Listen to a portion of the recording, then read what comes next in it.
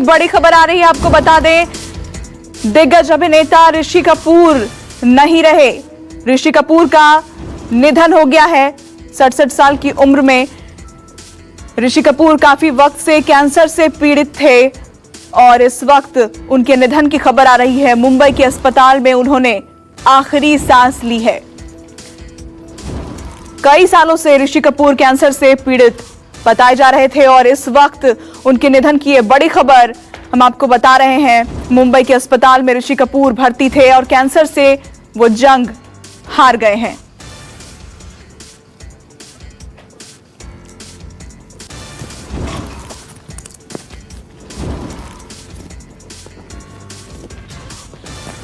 तो दिग्गज अभिनेता ऋषि कपूर का निधन हो गया है। कल ही हमने इरफान खान को खोया और इस वक्त ये बड़ी खबर आ रही है कि अब ऋषि कपूर हमारे बीच नहीं रहे।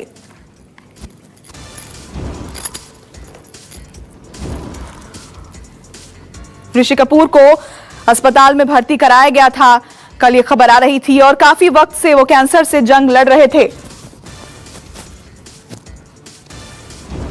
और निश्चित ही ये पूरे बॉलीवुड के लिए, फिल्म जगत के लिए एक अपूरणीय क्षति है।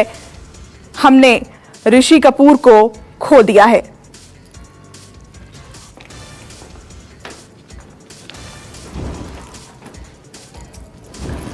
तो इस वक्त ये बड़ी खबर कि अभिनेता ऋषि कपूर नहीं रहे और कल के बाद एक बार फिर से ये बेहद दुखद खबर देखने को मिल रही है। कल ही 54 साल की उम्र में अभिनेता इरफान खान का देहांत हुआ था। उसके बाद आज ऋषि कपूर 67 साल की उम्र में हमें छोड़कर चले रहे और आपको बता दें कि ये अपूरणीय क्षति है फिल्म जगत के लिए, क्योंकि इस वक्त जिस तरीके से महामारी का काल है, महासंकट काल है, उस दौर में अगर दो दिग्गज अभिनेता एक के बाद एक दूसरे दिन नहीं रहते हैं तो वाकई ये एक ऐसी क्षति है जिसे सालों साल कभी भी भूला नहीं जा सकता है। लंबे समय से बीमार थे अभिनेता ऋषि कपूर और सबसे बड़ी बात यह कि ऋषि कपूर दरअसल जब अपने पीक टाइम में थे, जिस वक्त वो अपनी अभिनय कौशल को एज अ लीड एक्टर के तौर पर प्रेजेंट करते थे, उस वक्त वो एक चॉकलेटी चेहरे के तौर पर जाने जाते थे। लेकिन एक ब्रेक लेने के बाद जब वो बाद में वापस सिल्वर स्क्रीन पर लौटे तो उन्होंने बहुत एक्सपेरिमेंटल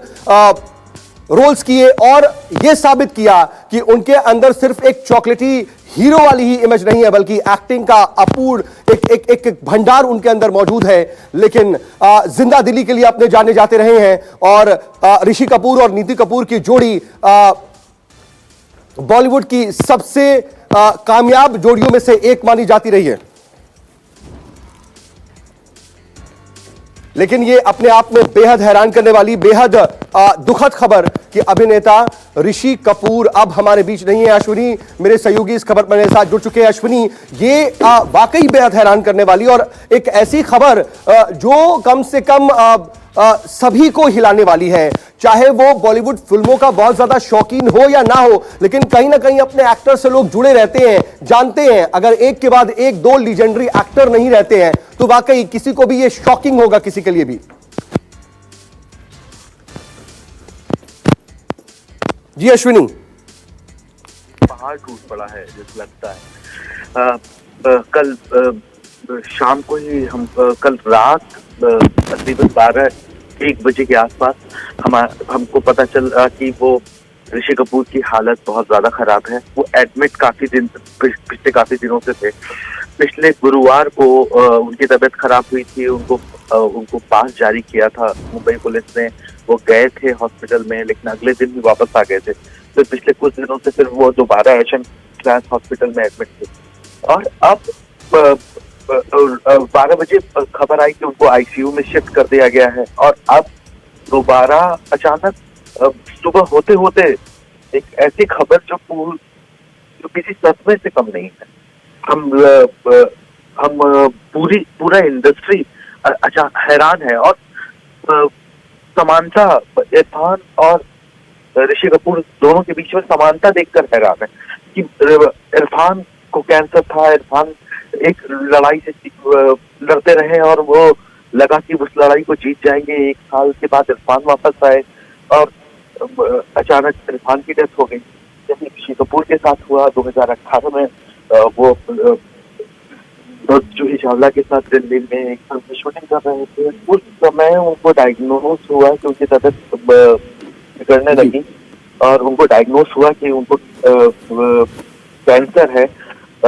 जैसे ही उनको ये उनको पता भी नहीं चला कि वो तबीयत उनकी बहुत खराब थी उस दौरान पे, तो वो टेस्ट उनके मुंबई में हुए थे और मुंबई में ये खबर को लेकर वो रणबीर कपूर साहब उनके साथ उनको ये खबर देने बताने और वो दिल्ली आए थे और ऋषि को लेकर उन्होंने बीच में फिल्म को शूट रुकवा, वो मुंबई लेके गए थे और उसके बाद ऋषि कपूर न्यूयॉर्क शिफ्ट हुए। न्यूयॉर्क में ऋषि कपूर का 11 महीने 11 दिन तक ऋषि कपूर न्यूयॉर्क में रहे जी। उनका ट्रीटमेंट चलता रहा कैंसर का।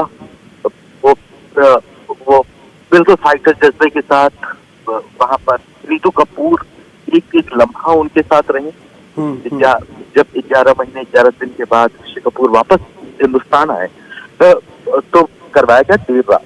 और जब ये खबर आई तो रणजीत कपूर उनके जो भाई हैं उन्होंने ये खबर हम सबने कंफर्म की है। उन्होंने ये बताया कि हाँ उनकी तबीयत ज्यादा बिगड़ी हुई है, उनको एचएन मेडिकल में कराया गया है और वो आईसीयू में है।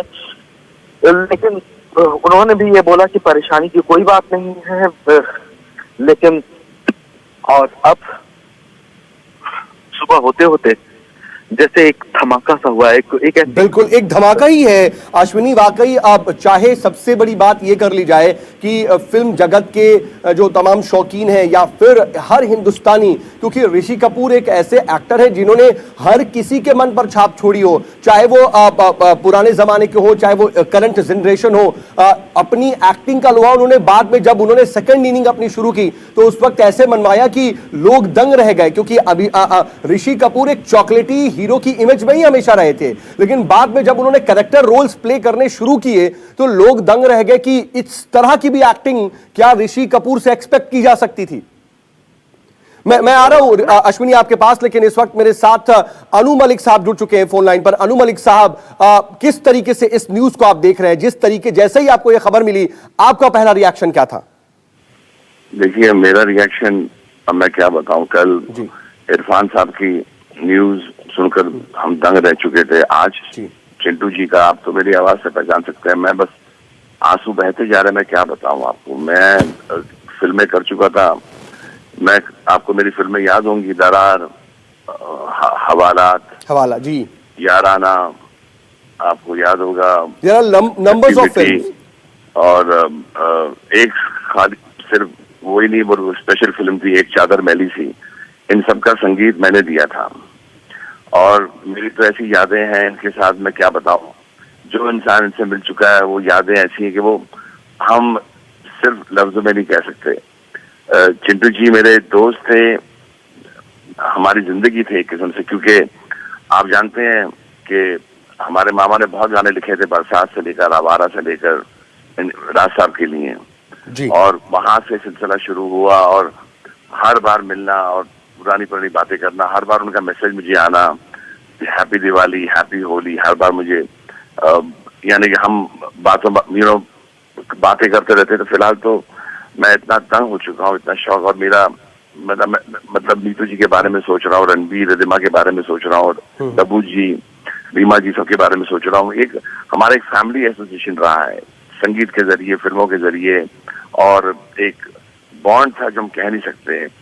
और आज ये दुखद खबर सुनकर मैं बिल्कुल जो कल कह रहा था महामारी में नहीं, लेकिन अनु साहब अगर हम ये देखें इस वक्त वैसे ही पूरा देश ही नहीं बल्कि पूरी दुनिया एक बड़ी विकट स्थिति से गुजर रही है। कोरोना काल है, हम देख रहे हैं कि कितने लोग, 2 लाख से ज्यादा लोग तो इस बीमारी के ही वजह से काल के गाल में समा चुके हैं। ऐसे में फिल्म इंडस्ट्री में इतना बड़ा नुकसान, क्योंकि एक दिन पहले ही एक लीजेंडरी एक्टर जो है वो हम सबको छोड़कर चला गया और एक दिन बाद ही एक और लीजेंडरी हम सबको छोड़कर जा रहा है, तो ये कितनी बड़ी क्षति है, कितना बड़ा नुकसान देखते हैं आप? बहुत बड़ा नुकसान, ऐसा एक्टर नहीं पैदा होगा। आप तो जानते हैं कि जो उन्होंने फिल्में की थी, जो उनका टाइमिंग था, वो कॉमेडी हो, सीरियस रोल्स हो, विलन के रोल्स हो, और हीरो तो मतलब मुझे तो याद आता है मेरी सबसे फेवरेट म्यूजिकल फिल्म बॉबी, यहाँ से पहली मेरी मुलाकात हुई थी और मुझे इनके काम से, इनके तरीके से, इनकी बातों से इश्क हो गया। तो उससे पहले भी बहुत पुरानी यादें हैं, जब इनकी शादी होने से पहले चिंटू जी की, नीतू जी के साथ, तब से मेरी यादें हैं और तब से हम एक दूसरे को जानते हैं।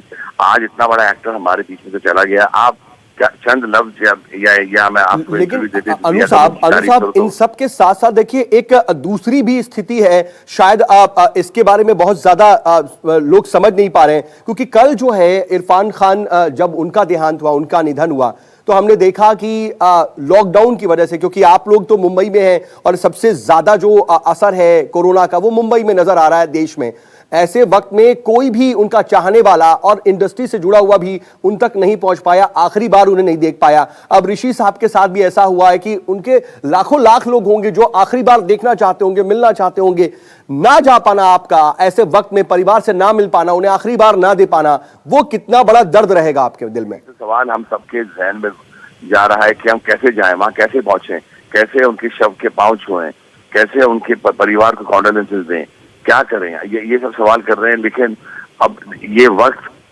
अब मैं क्या बता सकता हूँ, क्या कह सकते हैं इसके बारे में, मगर इतना बड़ा इंसान अभी हमने ऑब्ituary लिखना, हम लिख रहे थे इरफान भाई के बारे में और अचानक न्यूज आती है चिंटू जी चले गए, ऋषि कपूर साहब चले गए।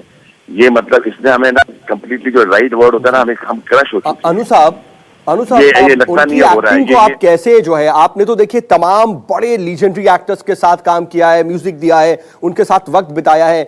चिंटू जी की बात अगर हम करें तो उनको कैसे आप देखते हैं? क्योंकि हम तो उनकी जब फर्स्ट इनिंग देखते हैं तो एक चॉकलेटी हीरो, एकदम सजीला सा, खूबसूरत सा नौजवान दिखता है, लेकिन जब वो ब्रेक लेने के बाद दोबारा आते हैं तो उन्होंने इस तरह के कैरेक्टर रोल प्ले किए कि लोगों ने दांतों तले उंगली दबा दी। और जिस तरीके से उन्होंने अलग अलग रोल्स ऐसे प्ले किए जिसको लोग एक्सपेक्ट भी नहीं कर सकते थे कि वो चिंटू जी जैसे शख्स, उनकी जो इमेज वाला है, वो कर सकेगा। तो उनकी एक्टिंग का उन्होंने लोहा मनवाया, उसको किस तरह से आप एक डिस्क्राइब कर पाएंगे? देखिए, जब हम उनकी फिल्में देखते हैं, मुझे अच्छी तरह याद है जब मैं सिनेमा जाके फिल्म देखता था उनकी, तो जब मैंने कहा, जब मैंने बॉबी देखी तो हमें इश्क हो गया था। मैं बोले इतना हसीन इंसान है, इतना गोरा चिट्टा, यानी कि इतना प्यार से मिलने, बल्कि मैं आप एक बात बताना चाहता हूँ, ऐसा इंसान, जब आप शॉट देके, हम सेट पर बैठते थे, जब शॉट देके आते थे तो उस सीन को भूल जाते थे और एकदम ही आपके दोस्त बन जाते थे, आपसे बातें करते थे और मुझे एक बड़ा अच्छा बोलते थे। उनको मेरा गाना बहुत ये पसंद था, एक गर्म चाय की प्याली हो और इसको पिलाने वाली, मुझे बोलते थे यार जरा गुनगुना, कभी मिला था तो मैं गुनगुनाता था और वो बोलते थे यार बहुत अच्छा है तुमने एक गर्म चाय की प्याली पे या कोई गर्म चाय गोरी हो या काली हो, तो बड़ा हंसते भी थे, मुस्कुराते थे। ये मुखड़ा तेरे जहन में कैसे आ गया? और मुझे बोलते, एंड ही सेड लव, मुझे अच्छी तरह याद है उनका एक बड़ा अच्छा dialogue, love every fellow human being, सबसे प्यार करो, मोहब्बत से रहो, इज्जत से रहो। इतना प्यार, इतने अच्छे चीजें बताते थे मुझे। और मैं फोन पर जब बातें करता था तो पुरानी यादें, मैं बोलता एक मैसेज दिखा, जो टू काइंड, आप मेरे पिता को इतना याद करते हैं, मैं राज साहब को बहुत याद करता हूँ। और इतने नॉर्मल इंसान थे जो आप फिल्म पर्दे पर देखते थे, उस जब वो आ जाते थे तो मतलब जिंदगी जीने वाले इंसान थे वो, आप समझे, मतलब जिंदा दिली के लिए वो हमेशा जाने जाते रहे। और जिस तरीके से वो रणबीर को लेकर के बहुत ज्यादा कॉन्शियस रहते थे, उनके करियर को लेकर के, उनके करियर ग्रोथ को लेकर के, as a father, as a actor, शायद वो हर ट्रेट था जो एक आइडियल शख्स के अंदर होना चाहिए। उनके अंदर कुछ नहीं था, वो प्यार था उनका, जो आपको सब कोई डांट दिया कुछ बोलते हैं, वो प्यार था उनका। उन्होंने कभी किसी को गुस्सा नहीं किया है, कभी किसी से बदतमीजी नहीं की है वो। हाँ, मगर वो सच्चे इंसान थे। अगर कोई चीज उनको समझ नहीं आती थी या खराब लगती थी, वो मुंह पर बोल देते थे, आप समझे, कि भाई ये तुम्हारी चीज अच्छी नहीं है। अगर आपको हमारा ये वीडियो पसंद आया हो तो इसे लाइक और शेयर जरूर करें। अगर इस वीडियो पर आपकी कोई राय है तो नीचे कमेंट भी कर सकते हैं। और हाँ, देश और दुनिया की तमाम खबरों से वाकिफ रहने के लिए अभी सब्सक्राइब करें न्यूज़ 24 का YouTube चैनल। न्यूज़ 24, निष्पक्ष खबरें।